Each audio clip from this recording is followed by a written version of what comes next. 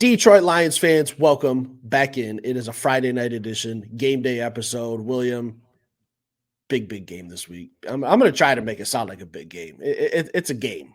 How do you feel about the Indianapolis Colts? Belt to ass. Another Belt one. to ass. Just hey, what we've done beat to the down. AFC South. It's time to bust out the brooms after this game. I feel we knocked out the Tennessee Titans. We humiliated the Jacksonville Jaguars. We gave the Houston Texans a glimmer of hope. We let them, tinker with them a little bit. Let them have the first half. Like, all right, guys, let's go play football now. Let's go beat them in the second half. Win this game. No big deal. Colts, you're the final team of the AFC South. We gotta put that BTA. Take the sweep. Take the crown from you guys. William, what's something to keep an eye out for this game? I would say that Anthony Richardson had a decent football game coming off playing against the Jets, man. And the Jets got a respectable defense, man. Like they've had their struggles, I think, because the offense hasn't been what I'll say. Me too. With everybody, I thought that offense was going to be. I wasn't thinking that it was going to be phenomenal, but I thought, man, getting Devontae Adams, already having Garrett Wilson. We're talking about Breece Hall. Like I thought that offense was going to be something to be reckoned with, and it's kind of just been. So I think Anthony Richardson showed out last week for where he's been, and I think that's something to look out for. Is he going to be able to build momentum off of having some success last week, or is he going to be shown that we're a force to be reckoned with? So what you looking out for this week?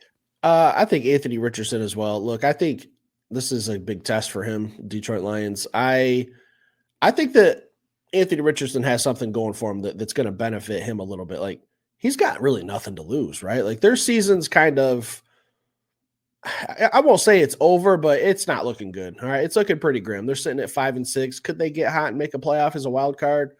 Potentially. They could still make a push. I'm not saying they're out of it, but also I feel like I'm not a Colts fan. I'm not familiar or in touch with their fan base or anything, but I just feel like the way their season's gone, like they're playing with house money. Like they really don't have anything to lose.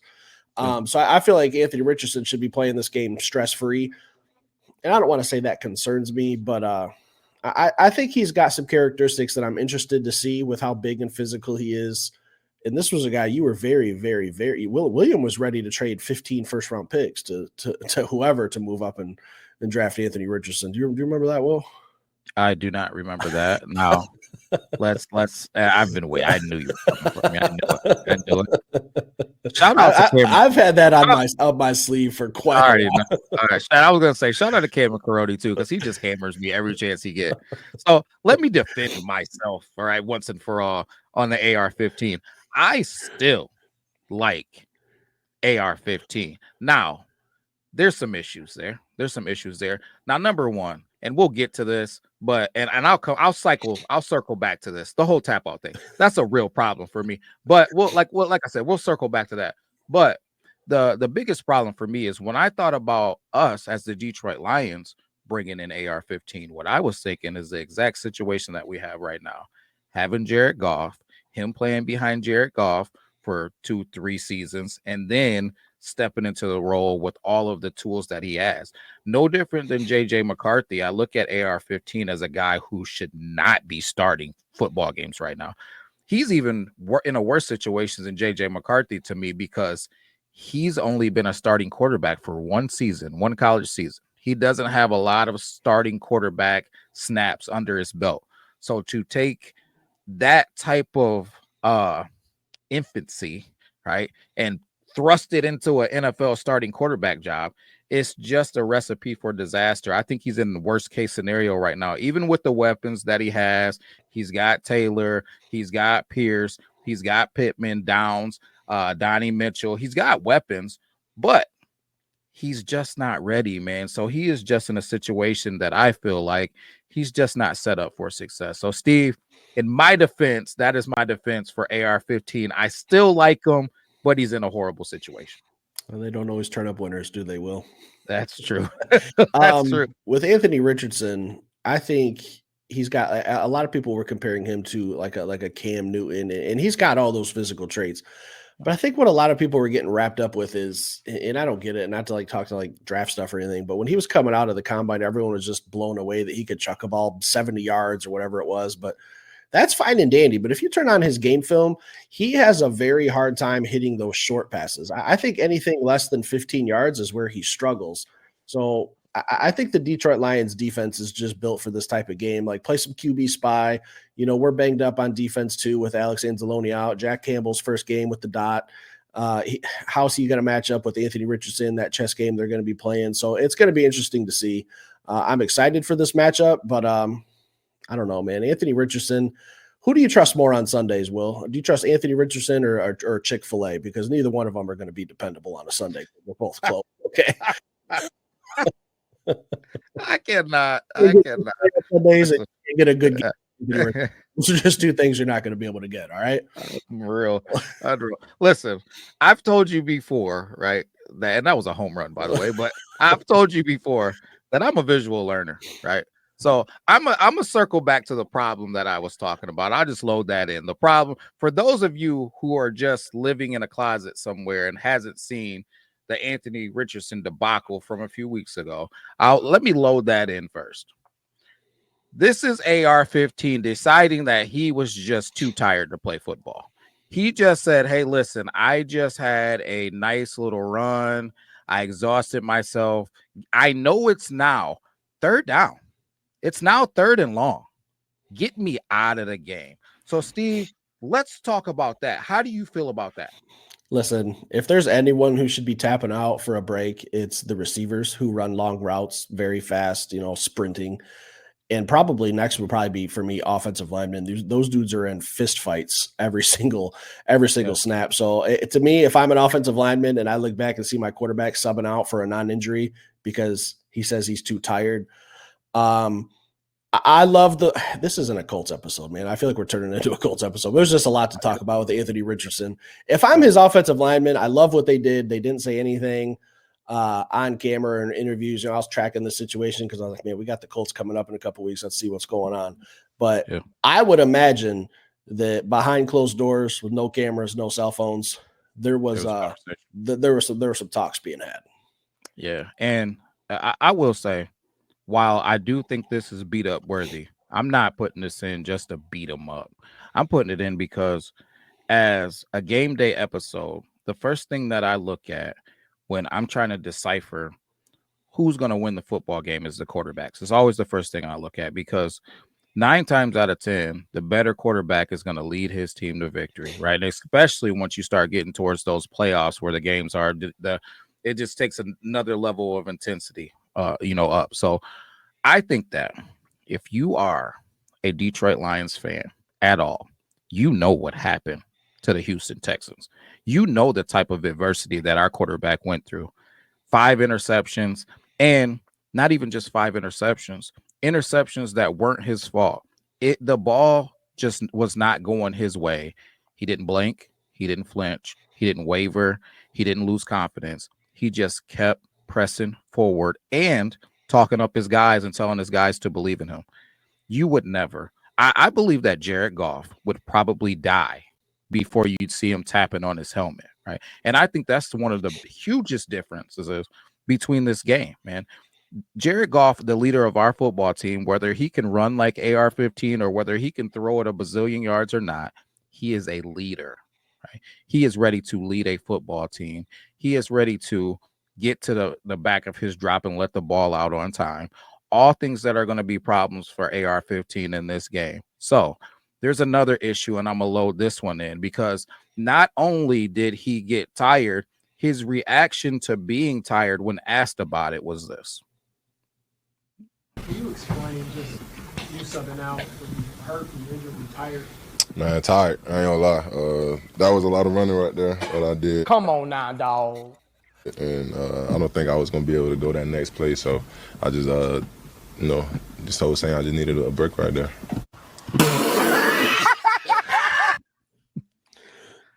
Obviously, we're having fun with it a little bit, but I will say this. When he's talking about being tired, Steve, he's got a smirk on his face like it's freaking funny, right? You're the leader of a football team. You tapped out because you were too tired to play. And now in the press conference, it's funny to you. That tells me that you are not ready to lead a middle school team. because if the middle school quarterback was doing that, I'd be pissed off, let alone a NFL professional leader of a football team.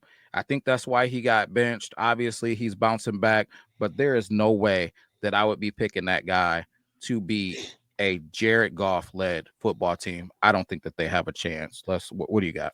So for the sake of the Detroit Lions and how I feel about this from our standpoint, the only thing that concerns me in this game for them offensively is Anthony Richardson. His greatest attribute is his size, his physicality, his athleticism, and his speed.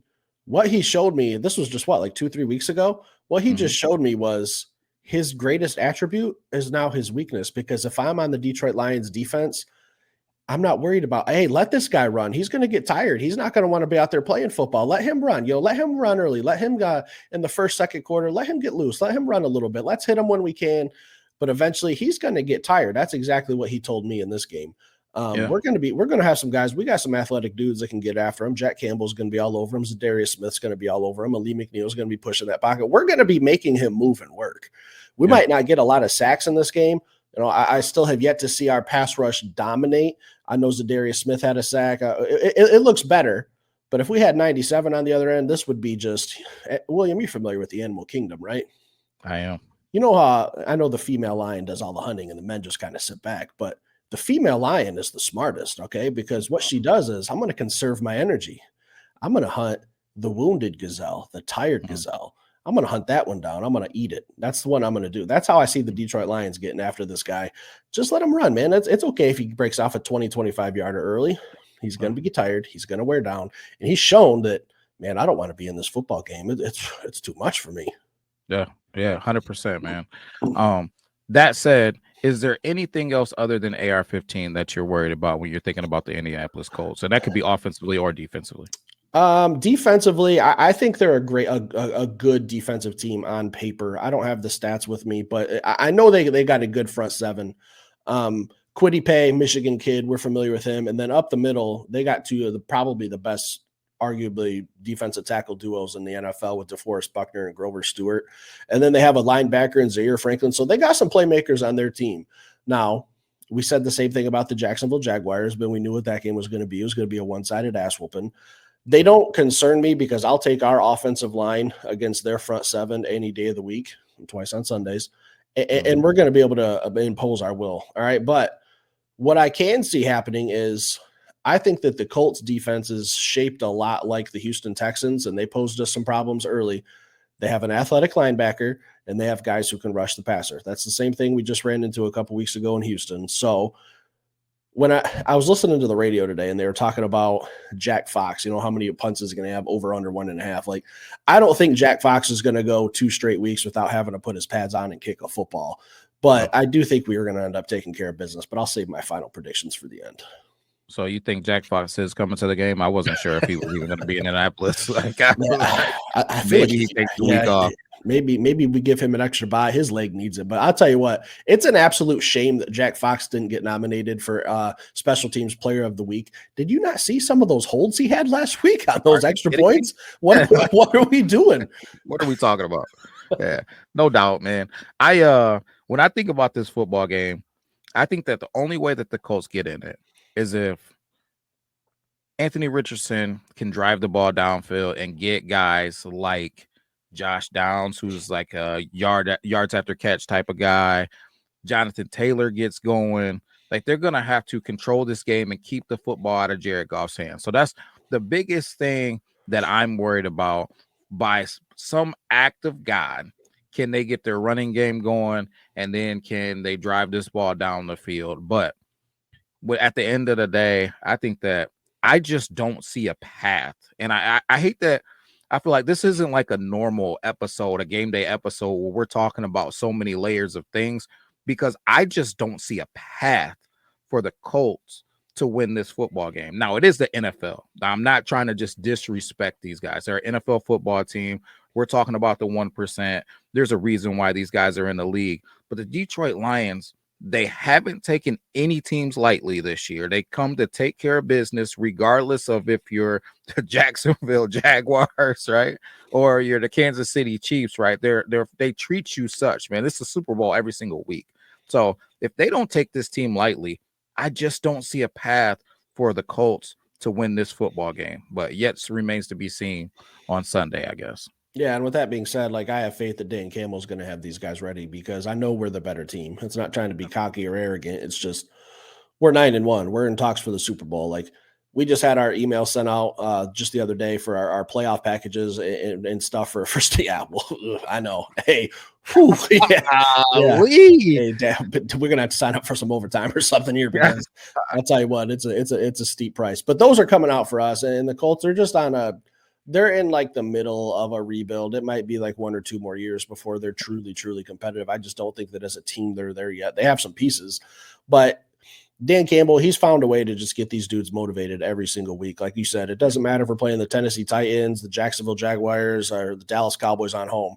And what I loved is what Kirby Joseph and Carlton Davis said in the press conference, or not their press conference, but like in an interview last week. If you don't show up, you're going to get your ass whooped. That's just the mindset of this Detroit Lions team. And that's whether we're at Ford Field or Lucas Oil Stadium. That's just the mindset of this Lions team. Facts, man. Yep. So what do you think that the Colts, if you were the Colts defensive coordinator, obviously the first thing you want to stop is the run. Yep. How do you stop the run? And then how do you stop this Detroit Lions offense that's the number 1 offense in the NFL? If you're the Colts DC, what do you do?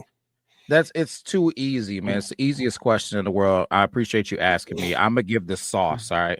Listen, if you want to stop the Detroit Lions offense, you keep your offense on the field. That's it. Right. Like we're talking about an offense that has a quarterback who's just tough, man. Jared Goff is just tough. I'm not going to sit up here and woo you with his athleticism. He doesn't got the best arm in the world. He doesn't have the best feet in the world. He's just a tough ass, accurate thrower of the football, man. And then we got a hell of a tight end. We got some dog ass receivers. We got 2 running backs that are monsters, and we got the best offensive line in the NFL. You're not going to stop the Detroit Lions unless they stop themselves, right? So what's your only shot to me? You better run the heck out of that football. You better have a damn big amount of time of possession, and you better keep Jared Goff sitting on the sideline looking at a tablet. If you don't, it's belt to ass. Like that's all I got, Steve. You got something better? Because I don't know. I don't have the answers. Well, I was smiling when I asked that because I thought you were going to say something crazy. Like if you were the Indianapolis Colts defensive coordinator, you probably put in your 2 weeks notice 3 weeks ago for that's something I thought you were going to say. But yeah, I mean, that is how you beat the Lions. Just don't let them score. I mean, it sounds so easy, but also in that aspect, like if Anthony Richardson's on the field, we know he's going to get tired. So I don't know how you stop this Detroit Lions defense and how dare you disrespect Jared Goff like that, William? How dare you disrespect a man who has 39 rushing yards on this season and is averaging 1.8 yards per carry? How dare you? I tell you what, when we start chanting Jared Goff chants at Lions games, I better look over and see your ass sitting in your seat and not getting excited because this dude is an enigma when it comes to physicality. Hey, I would say, what'd you say? A shoelace tackle away from going 80? That's right. That's right. He was closest last week that he's ever been to rushing for 100 yards. I'm pretty sure he did have it locked up. More receiving touchdowns than like what Travis Kelce, Tyreek Hill. Like that first couple of weeks, man, he was a touchdown reception leader, man. People were jumping at him on fantasy football leagues to get him in a PPR league, just jumping at the opportunity. Give me your offensive and defensive player of the game. Offensive player of the game this week, I have to go with. I just got a feeling that it's gonna be. Actually, I'll put double sauce on it because I got one left. So, I think that this is gonna be the offensive player of the game, and if he is, it goes on Monday. All right, offensive player of the game is gonna be my dude Ja, and defensive player of the game, since Steve yelled at me for mistreating him last week, I gotta go with my favorite player. BB, who you going with? I'm not sure Brian Branch would have you back in his good graces. Offensively, it's easy to pick Amon-Ra St. Brown, but I was wanting you to predict a stat line. I'm going to take Jamison Williams. I'll say 6 catches, 144 yards, and a touchdown. And then on defense, I'm going to go with Zadarius Smith. All right. We saw a little sample this week. We've talked a lot about Anthony Richardson. What I think he doesn't have is good pocket awareness. I don't think Anthony Richardson has that QB clock of, hey, 1, 2, ball's got to go. I don't think he has that. I think he's going to hold it for a couple seconds too long on a couple plays. Zadarius Smith is going to feast. I think he's going to get 1.5 sacks, 3 tackles for loss, defensive player of the game. Now, William, I like it. You know what's coming next. You know what question I got to ask. Before you do it, since you set the table, I will say this. Kirby Joseph is a interception machine. Brian Branch isn't happy about it. Well, he's happy about it, but he wants to compete. So Brian Branch has to get his interception this game. So that is why I picked Brian Branch. Ja, I think he's going for 100 plus yards. I'll say 125 for total. Total or just rushing? Rushing. 125 rushing? 125 because he's going to take a big one to the house. I think he's going to get 150 or 60 and take a huge chunk. I hope so. My fantasy football team sure could use it. We're fighting for our life out here, William. Fighting for our life. No, I'm struggling. Score predictions. What do you think? Hey, listen, what happened to the Jacksonville Jaguars last week was special, and there is no way that happens 2 weeks in a row going against NFL teams, except that it does. So I'm going to go with 44-13. 44-13. AR-15 finds a way to get a touchdown. Other than that, it's going to be 2 field goals. We're not going to hit that 50 ball, but we'll put up that 44. Steve, what you bringing? It's hard to score 50 points in the NFL. Like 50 points in the NFL is like scoring 60 in college. Like it doesn't happen often. We've done it twice this year. 2 of those teams that we've done that to, William, are NFC South or AFC South teams. Couldn't do it against Houston. We could go 3 for 4 this week. Lions are going to win 54-17. I think it's wow. I don't listen. Obviously, I'm giving you guys a huge range of points. Okay, it's easy to take the spread and call me crazy. Until someone actually stops this Detroit Lions offense, I'm going to say we're going to put up points. It hasn't been done all season. It hasn't been done since week 2. Okay, Tampa Bay had a good game plan against us. They held us in check for a while. Scoring 50 points is hard, but nobody the past 6 weeks has really stopped our offense. Like it's just been a well-oiled machine, just like Dan Campbell said. After the bye week, this is what's going to happen. I think Houston gave us some problems. Houston gave us some problems, but I think if the Detroit Lions offense was on fire in the first half, we might be talking 60 points in that game. Like we were a bad half. We'll just call it what it is. But I think we're going to hang 50 on these guys again. So that's my predictions. I like it. Guys, full game day episode.